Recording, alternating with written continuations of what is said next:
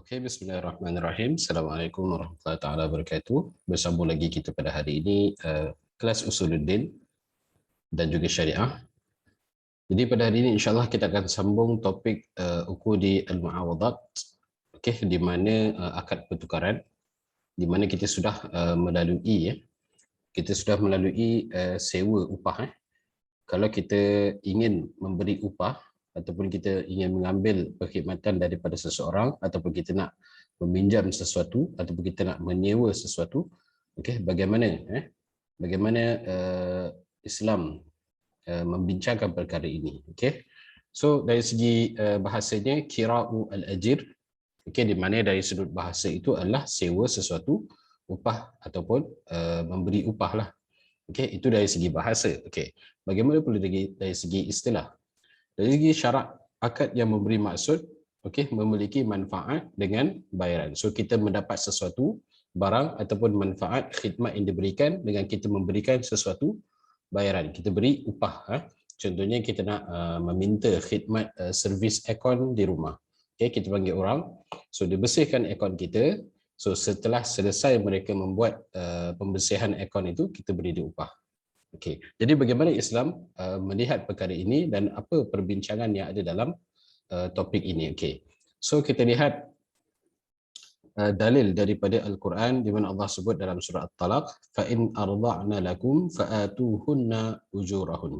Allah SWT berfirman, kemudian jika mereka menyusukan anak-anakmu untuk kamu, okey, maka berikanlah mereka upahnya. Jadi kalau ibu susuan itu, okey, diberikan anak kepada ibu-ibu susuan, okey, setelah mereka selesai memberi susu kepada anak-anak ini, diberikan upah kepada mereka. Jadi kalau kita lihat dalam sirah Rasulullah pun, okey, Rasulullah telah diberi oleh emaknya kepada Halimatus Sa'diyah sebagai ibu susuan, ibu susuan. Dan Rasulullah hidup ketika di zaman itu berada di dalam kampung lah. Okey, itu daripada Al-Quran. Bagaimana pula daripada As-Sunnah? As-Sunnah, Rasulullah SAW bersabda daripada Abu Sa'id Al-Khudri, an Abu Sa'id Al-Khudri anna Rasulullah SAW qala man istajara ajiran falyu'limahu ujrahu. Okey, daripada Abu Sa'id Al-Khudri radhiyallahu anhu bahawa Rasulullah SAW bersabda, sesiapa yang mengupah orang gaji maka hendaklah memberitahunya tentang upahnya. Okey, jadi kalau kita contohnya kita nak naik teksi, contohnya saya dekat kalau di Mesir dulu, mesti kalau sebelum naik teksi itu mesti sepakat dengan driver teksi berapa sewa ataupun berapa bayaran daripada destinasi A kepada destinasi B. Sebab kalau kita tak tetapkan bayaran, confirm dia akan markup punya harga. Jadi kita sebelum masuk tu kita dah tetapkan berapa harga dengan driver teksi itu. So kita setuju, kita masuk, kita pergi sampai kita bayar, selesai urusan. Okey.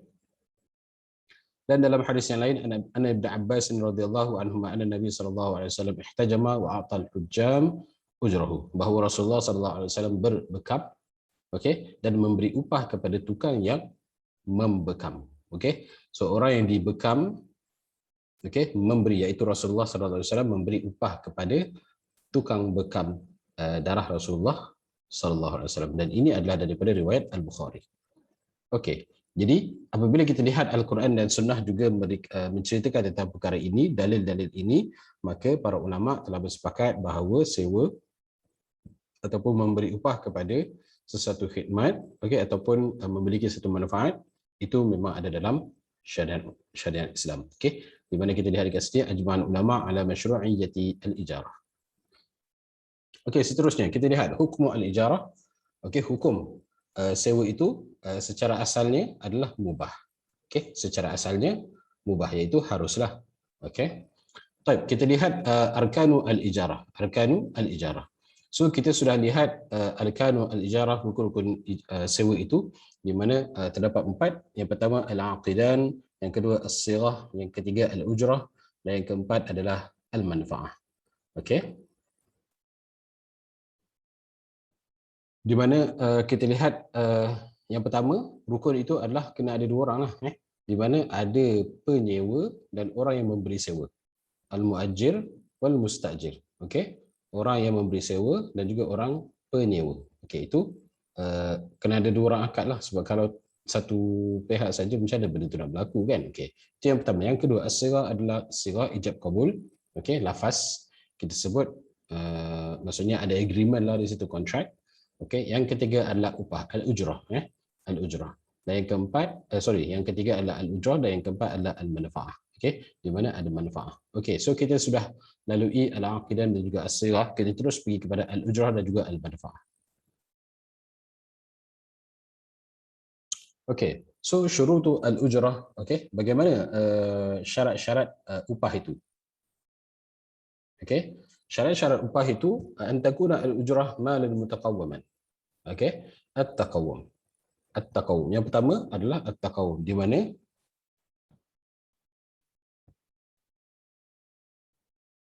okey, at-taqawwum itu di mana barang yang kita ingin sewa itu mesti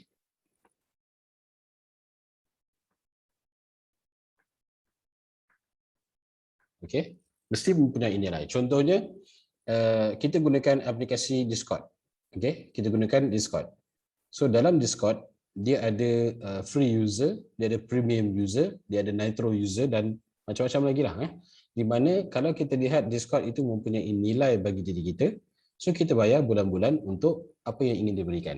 Kalau kita rasa Discord itu sebagai satu platform yang free pun kita boleh guna, maka tak perlu pun kita nak sewakan, kita nak mendapat manfaat daripada Discord itu dengan cara kita bayar. Okey, an takuna al-ujrah malan mutaqawwaman, di mana sewa upah itu berbentuk harta yang bernilai. So kalau kita rasa Discord itu memberi satu nilai kepada diri kita, so kita bayar nilai yang kita dapat tu dengan sebuah bayaran. Okey, itu yang pertama. Yang kedua adalah al-wilayah. Okey, memiliki kuasa membayarnya. Okey, memiliki kuasa membayarnya. Ayakuna lil aqil wilayatun ala daf'iha bil mulki au wakalah. Di mana orang yang berakad itu memiliki kuasa untuk membayarnya dengan cara pemilikan ataupun mewakilnya. Okey, di mana penyewa itu dia boleh bayar. Maksudnya nilai harta yang dia sewakan itu dia boleh bayar dalam masa sama ada dia bayar sendiri ataupun dia boleh wakilkan orang lain. Contohnya wakil sekarang ni ada M2U, okey. Maksudnya online payment lah. Sekarang kan ada cashless ataupun mungkin zaman dulu diwakilkan orang lain untuk bayar kepada tuan sewa itulah. Okey.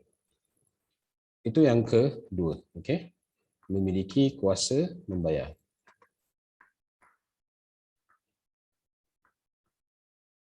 Okey, yang ketiga adalah al-ilmu.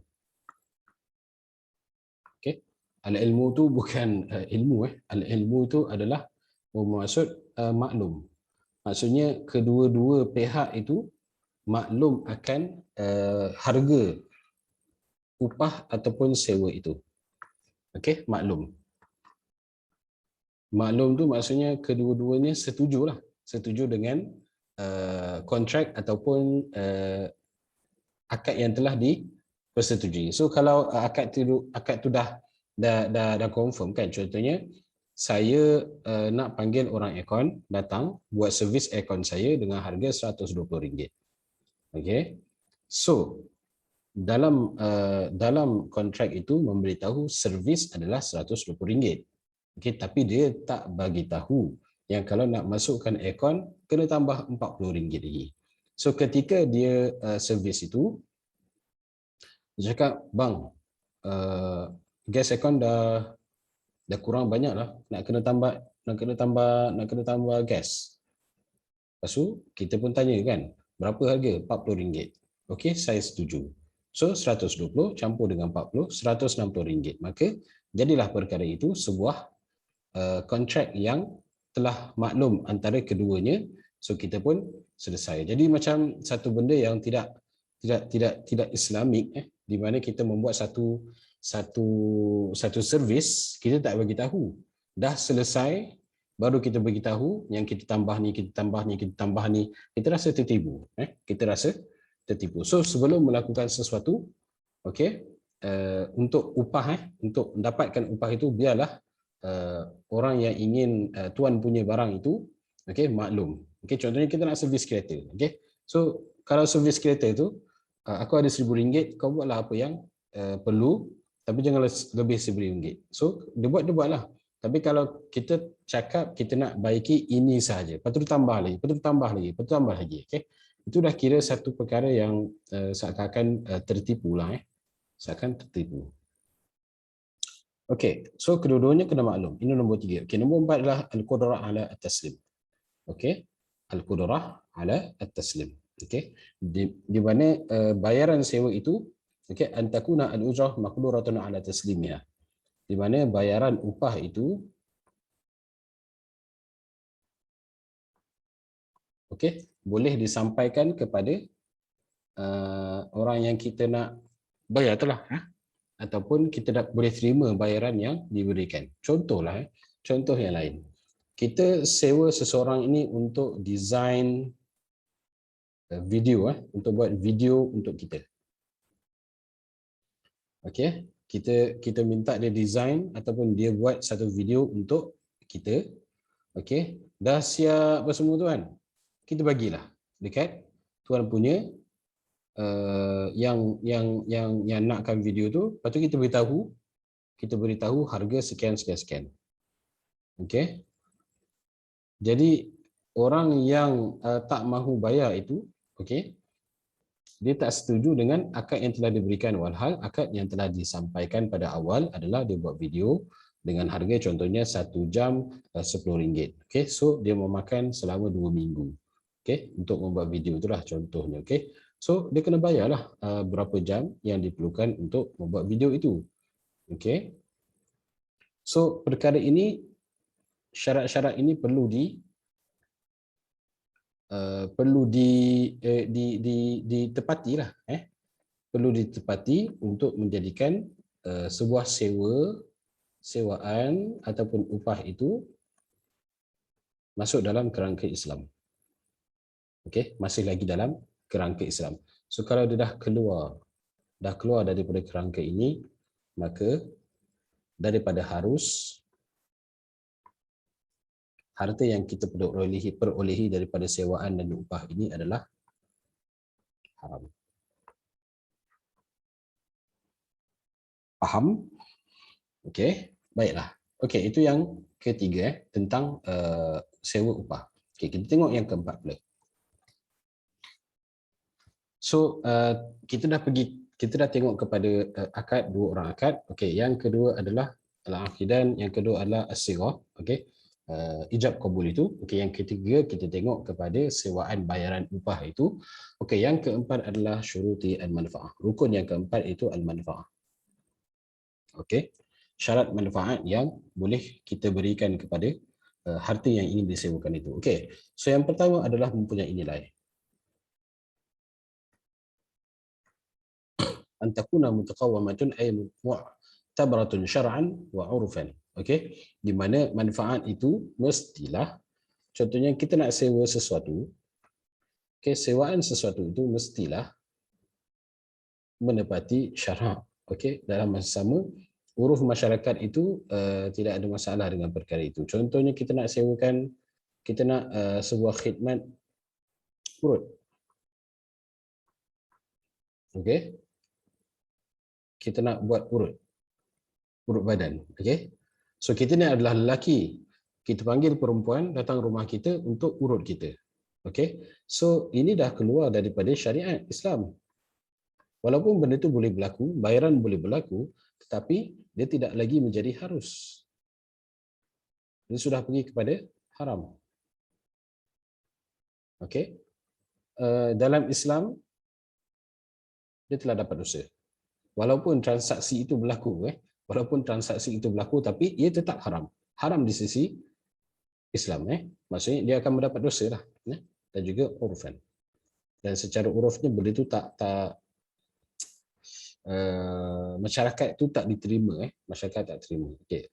So mestilah mempunyai nilai yang mana syariat terima dan juga masyarakat juga terima. Okey, itu yang pertama. Yang kedua adalah al-qudrah ala taslim. Ayakuna mu'ajjid qadiran ala taslimha lil mustajir. Di mana orang yang ingin beri sewa mestilah boleh sampaikan perkara itu kepada tuan rumah. Okey, contohnya kita nak panggil seseorang untuk buat renovation, renovate rumah. Renovate rumah, kita dah kata nak buat awning 15K. Dia ni tak pernah buat awning. Tahu awning? Awning rumah yang dekat pouch tu. So kita tambah dekat depan. So kat sini ada kereta. Contohlah. Okay. So awning dekat depan rumah tu kita tambah dengan 15K. Walhal orang yang kita sewa itu dia tak bagi tahu kita yang dia ni tak reti buat awning. Tapi the first time ambil. So bila dia buat tu, dia buatlah dengan cacar marba, cacar marba dan sebagainya. Maksudnya kita tak berpuas hati dah dengan perkara itu. Lepas tu dah buat, dia kata, oh tak cukup duit lah, nak kena tambah lagi 10K. Di mana apabila akad itu telah orang yang diberi upah untuk membuat perkara itu tak dapat nak sampaikan, kalau dia ambil juga upah yang diberikan itu haram. Boleh faham? Okey, yang ketiga adalah husul al-manfaah lil mustajir. Okey, manfaat itu terhasil untuk penyewa. Okey, manfaat itu terhasil untuk penyewa, bukan kepada pemberi sewa. Okey, ayakuna husuliha lil mustajir la lil muajjir. Okey, di mana manfaat yang dapat itu mestilah kepada orang yang bayar. Okey, orang yang bayar itu, orang yang bayar itu mestilah nak dapatkan servis tu, bukan orang yang dibayar dapat manfaat itu. Okey, orang yang membayar itu yang akan dapat manfaat daripada sewaan itu. Okey, itu yang ketiga. Okey, yang keempat adalah adamu istihlaki al-ain an taqa' al-ijarati 'ala al-ain istimaliyatin la istihlikai. Okey, zatnya tidak rosak. Okey, di mana sewa berlaku itu pada benda yang boleh digunakan, bukan benda yang dah rosak.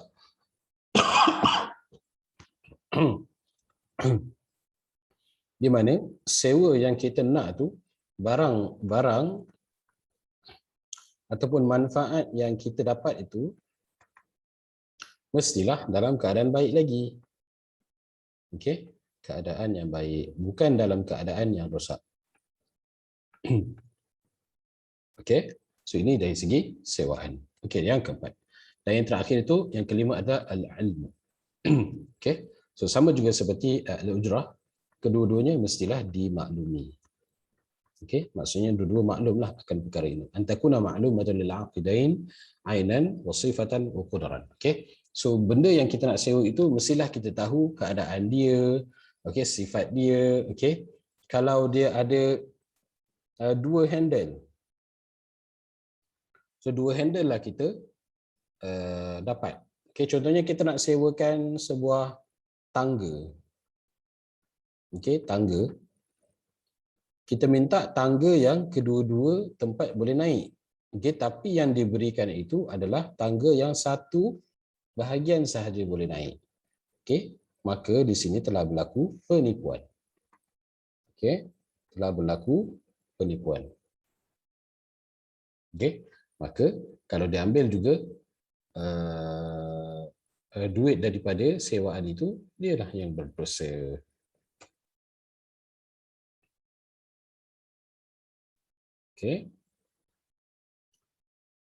Jadi mulazamatu al-ijarah bi tariqatin masyru'iyyatin, hendaklah kita membuat sewaan itu dengan cara yang menepati syariat Islam, di mana kalau kita melakukan perkara itu dengan cara syariat Islam, hak-hak kedua-dua pihak itu akan terjaga.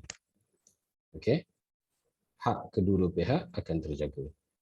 Orang yang kita pinjam barang dia akan baik, orang yang meminjam dia akan memberi upah kepada orang yang memberi pinjam.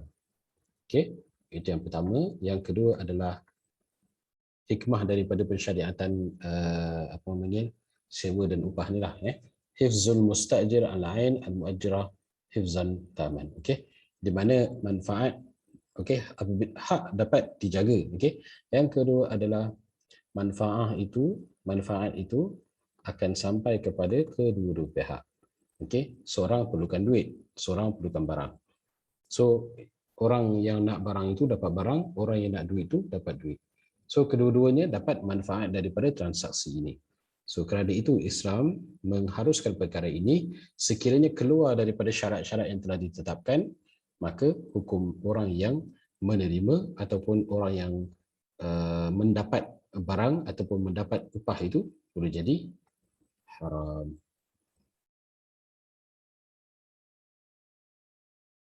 Okay, so saya rasa setakat ini saja. So sila isi borang kehadiran dan juga latihan yang saya berikan di Google Classroom. So dalam masa sama antum boleh buat nota daripada kelas kita pada hari ini. Wallahu alam. Assalamualaikum warahmatullahi taala wabarakatuh.